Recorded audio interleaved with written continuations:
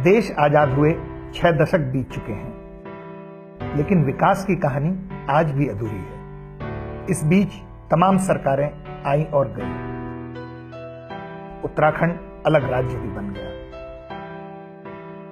लेकिन उस अंतिम व्यक्ति का इंतजार आज तक खत्म नहीं हुआ। वो अंतिम व्यक्ति जिसके नाम पर सियासत का पूरा खेल रचा जाता है, वो अंतिम व्यक्ति जिसके नाम पर सत्ता के गलियारे रोशन होते हैं, वो अंतिम व्यक्ति जिसके नाम पर पूरा राजतंत्र चलता है। किसी ने देखा है वो अंतिम व्यक्ति? क्या है उसकी हालत, क्या है उसका दर्द और क्या है उसकी जरूरतें? सियासत की इस चकाचौंध से दूर पहाड़ पर उस अंतिम व्यक्ति को ढूंढने हम निकले तो अपने कमजोर कंधों पर पहाड़ सरीखा बोझ लिए वो किस हाल में है यह खुद देखिए।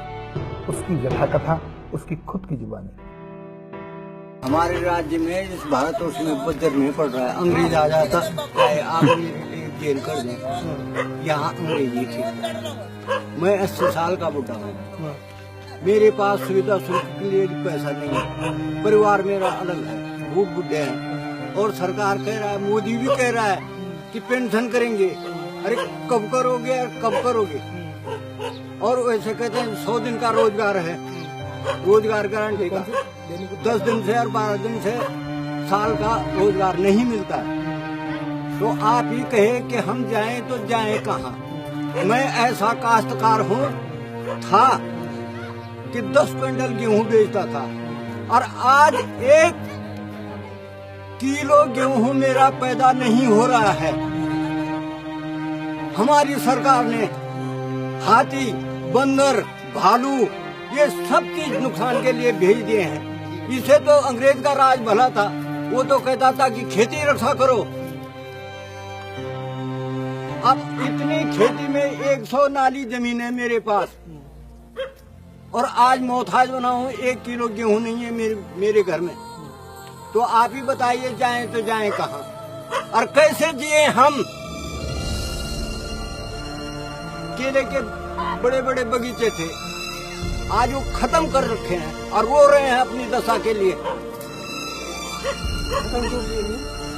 हाथी ने सब केले खत्म कर दिए, हाथी ने जो पट कर दी। खेती कुछ नहीं है और करते हैं, मोल लगा के लेते भी हैं, बीज लेते हैं, मगर तब तक हाथी और बंदर और भालू साफ कर जाते हैं। और सरकार क्या कह रही है कि भाई पलायन हो रहे हैं लोग, पलायन हो रहे हैं लोग, पलायन हो रहे हैं। अरे भाई यहाँ जब तुम हमको खुद रहने के लिए नहीं टिकने दे रहे हो, भालू, बंदर, हाथी सब यहाँ छोड़ रखे हैं, तो हम जाएं तो जाएं कहाँ? भाई मजदूरी भी वही होती है, आदमी भीख भी वही मांगता है, रोटी भी वही मांगता है जहाँ मुनीसर रहते हैं। अब जब यहाँ कोई रोटी का कोई साधन ही नहीं है तो यहाँ से जाएगा ही। हमारे गांव में लाखों टन अनाज होता था और आज 1 किलो भी अनाज किसी के पास नहीं है पूरे गांव में। अब बुढ़े आदमी के लिए दिहाड़ी भी नहीं है। जब खेती में कुछ नहीं हो रहा है तो मैं दिहाड़ी करता, तो दिहाड़ी भी कहाँ से करें? पहाड़ ना क्या भारी होना है।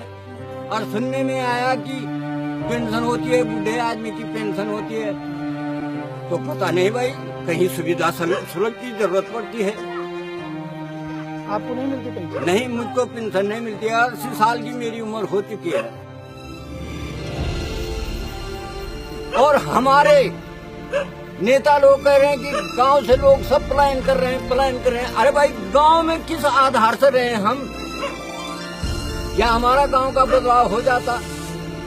तो बदलाव तो सपने में भी नहीं हो सकता है। ये सब नेताओं की बकवासबाजी है। ये एक नेता आते हैं, लुभाना दे जाते हैं और फिर उनका 5 साल तक पता ही नहीं चलता है। 5 साल के बाद तभी आते हैं वो जब फिर वोट का टाइम हो जाता है। किसके पास जाएं? तो साहब ऐसा है कि ये गवर्नमेंट हमें जहर देके मार देना चाहिए।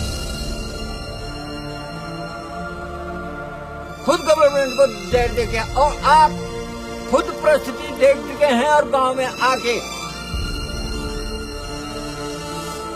तो क्या करें, कहाँ जाएं?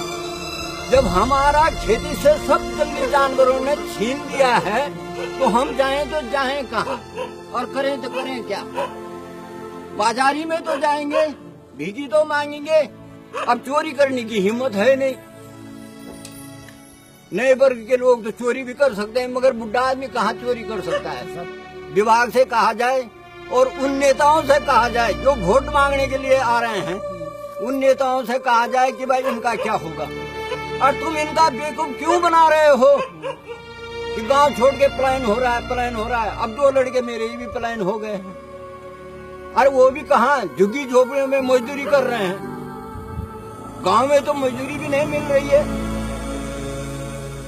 अधिक घोषणा में तो ये ऐसा हो रहा है जो ऊपर से टीवी में, रेडियो में घोषणा आ रही हैं, उससे तो ये पता चल रहा है कि हम स्वर्ग में हैं। हम क्यों जाएं कहीं?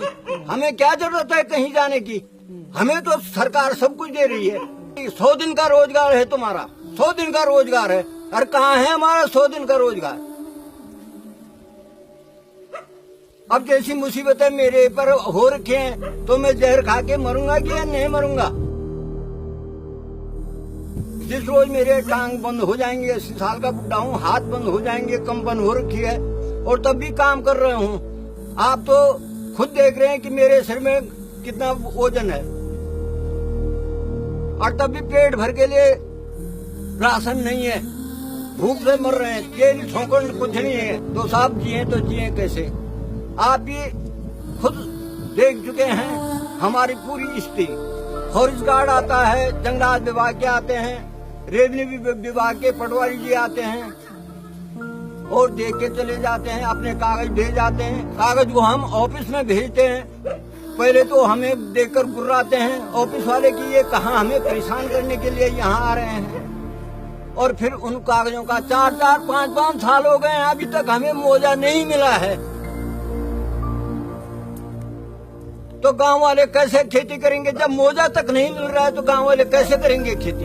अरे क्या करना है उस खेती को? एक बार मोल लेके, दूसरी बार मोल लेके, बीज बो के उसको हाथी तब भी साफ कर जाता है। तो हमारे लिए क्या सुविधा है? नेता लोग आते हैं, कहते हैं हमारी लायक कोई सेवा। अरे भाई तुम्हारी लायक सेवा ही सेवा है। तुम अपने मजे लूट लो 5 साल तक, वोट हम दे ही देंगे और बाकी गरीब के लिए कुछ नहीं, कुछ नहीं, कुछ नहीं। अगर नहीं अभी जानते वीडियो की सुन दो मेरी खैरी। यदि आपको भी लगता है कि इस अंतिम व्यक्ति की बात प्रथम व्यक्ति तक पहुंचनी चाहिए तो इसे पहुंचाइए वहां तक। मेरी खैरी कोई गण दो मेरा दुख, कोई सुन दो मेरी